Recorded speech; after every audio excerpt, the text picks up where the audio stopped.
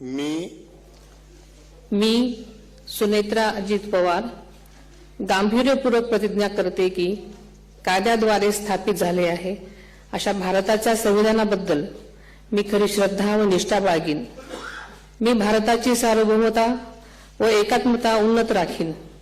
मी महाराष्ट्र राज्याची उपमुख्यमंत्री म्हणून माझी कामे निष्ठापूर्वक व ससद्विवेक बुद्धीने पार पाडेन आणि संविधान व कायदा यानुसार सर्व तऱ्हेच्या लोकांना मी गांभीर्यपणे व निपक्षपातीपणे तसेच कोणाच्याही विषयी ममत्वभाव किंवा आकस न बाळगता न्याय वागणूक देईन।